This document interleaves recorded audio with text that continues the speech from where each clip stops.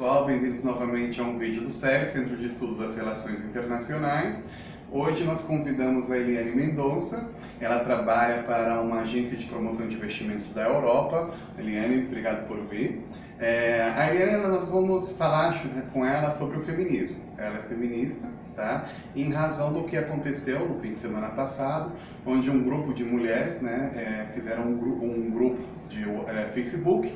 Esse grupo foi atacado e hackeado, por opositores, No caso, elas fizeram esse grupo com o intuito de se opor a um dos candidatos, que tem um discurso um tanto quanto machista, Esse tema entrou em relevância, então nós decidimos trazer alguém que é feminista, porque é um tema no qual existe uma série de construções, uma série de preconceitos, e até uma visão, uma imagem do que é ser feminista, Então, conte um pouco da sua história, Eliane. Como foi essa formação? Como é que você começou a trabalhar? Como é que você caiu aí no mundo de numa agência internacional? Como é que foi? Muito bem. Eu estudei turismo, Fiz um MBA também na área de turismo. Porém, eu morei muitos anos na Europa, morei 10 anos, 1 ano em Londres e 9 em Barcelona. E nesse meio tempo fui desenvolvendo a minha carreira. Eu tive parte da minha carreira no Brasil, a princípio no setor de turismo, porém eu diversifiquei muito, especialmente quando eu morava na Europa, a minha área de atuação. E você, desculpa te interromper, você acha que nessa construção, o fato de ser mulher, o fato de ser latina, o fato de você se considerar feminista, de você buscar uma igualdade, foi difícil? Sim, é sempre difícil, especialmente aqui no Brasil, a questão do machismo ela é muito forte. Na Europa ela também existe, não vamos falar que não existe. Que a gente idealiza a Europa sem a terra da liberdade, Existem muitas diferenças dentro da Europa, o modo como o feminismo é visto e aplicado no dia a dia, nas profissões, nas relações.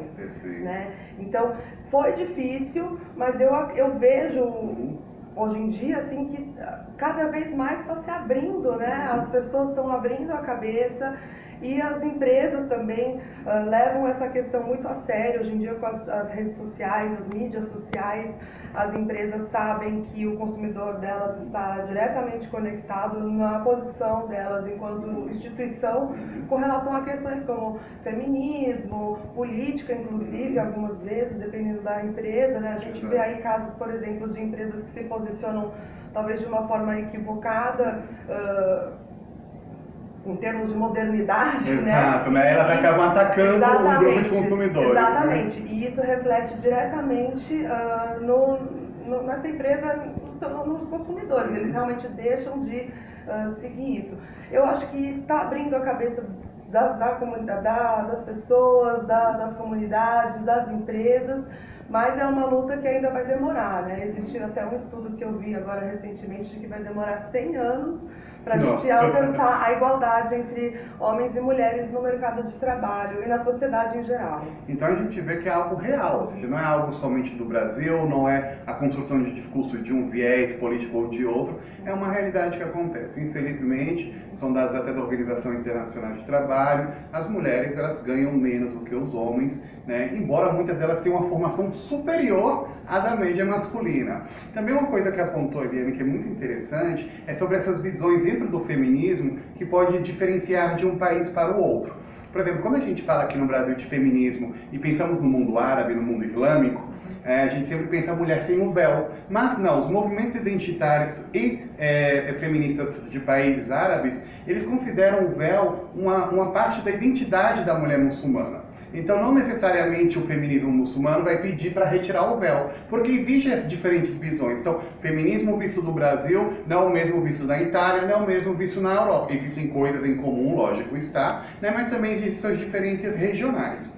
Voltando aqui para o tema do Brasil e do que está acontecendo atualmente, nós temos, por exemplo, tem termos até bastante que desprestigia o feminismo, a feminazi, por exemplo, que é um pouco até triste. Existe uma construção daquela imagem da mulher feminista, ela é uma imagem até masculinizada, que é um erro gigantesco. A gente pode, basta olhar a Eliane que a gente vê que é um erro gigantesco. O que você acha? Quando você fala feminista, você acha que existe um passo atrás? As pessoas te olham de uma forma diferente? Sim, eu acredito que existe muito preconceito e muita falta de informação com relação ao movimento feminista. Hoje em dia, vou falar em termos de Brasil, né? Porque já faz muitos anos que eu estou aqui, agora que eu voltei, que eu retornei. Então eu observo mais a nossa sociedade brasileira, né?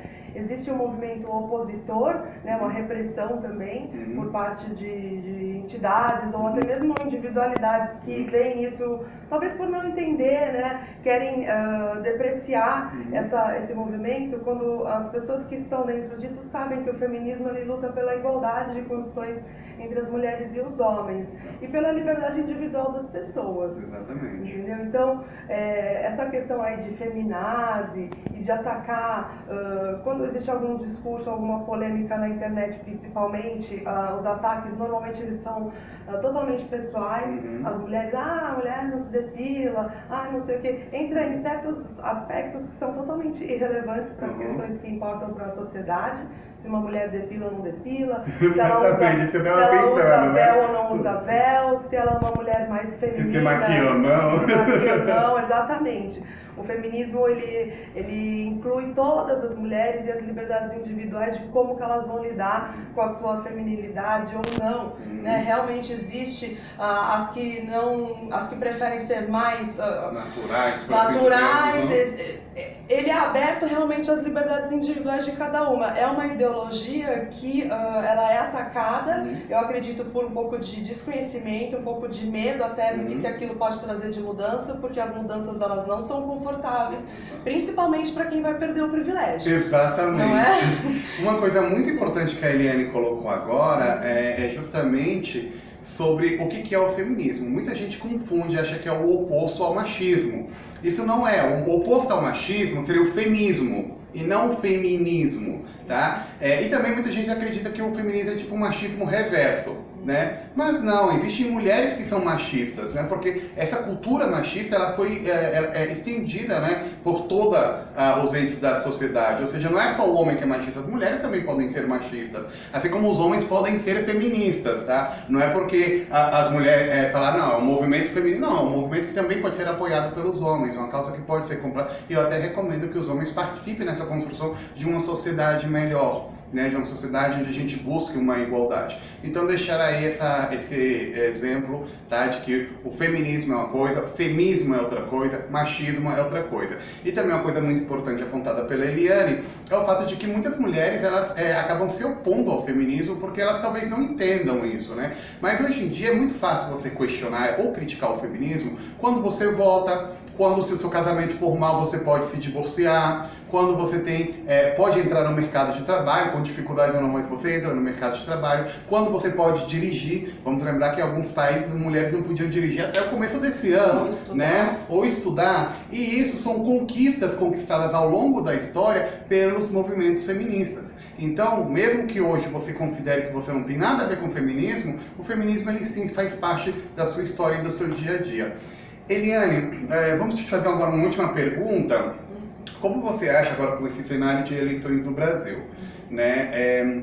O feminismo ele tem um poder transformador muito grande. A gente está vendo que a sociedade está clamando por uma transformação, né? Só que infelizmente a gente tem pouca representação feminina, né? Tanto na Câmara composta atualmente, como no cenário que se projeta, né, de composição da Câmara, do Senado e da própria Presidência. Você acha que isso dificulta a implementação de uma mudança social de fato? Sim, eu acredito que dificulta, sim.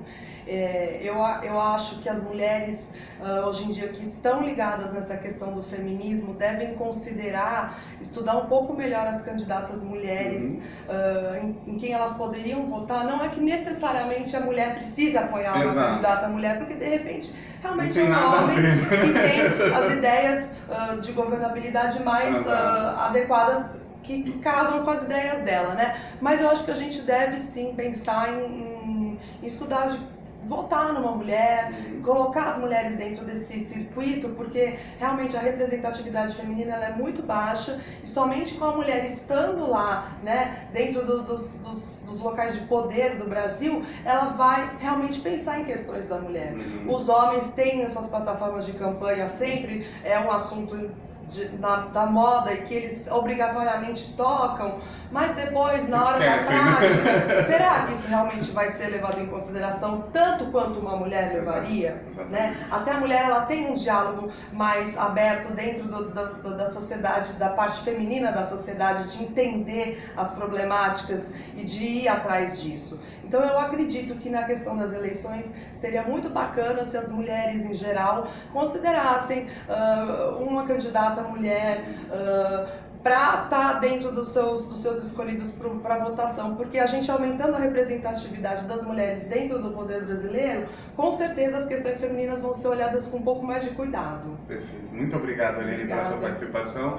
E pessoal, só lembrar para vocês, tá? O feminismo ele não é de um lado ou de outro, tá? Ele realmente é uma mudança para a sociedade e cabe lembrar que ao longo da história tivemos mulheres muito importantes, poderosas e que foram, né, instrumentos de mudanças. Podemos citar a Margaret Thatcher, podemos citar a Catarina II Grande, né? Podemos citar até recente Angela Merkel. O que seria da Europa sem a Angela Merkel, né? Uma das mulheres mais poderosas do planeta. E não somente a gente tem que cobrar essa representatividade feminina só na Câmara, no Senado ou na possível presidência, mas também nos outros poderes, tá? No judiciário, temos que ter mulheres fortes também em empresas, grandes CEOs. O Brasil precisa disso, talvez isso seja o começo de uma mudança. Então vamos pensar um pouquinho. Abração, até mais. Obrigado, Eli.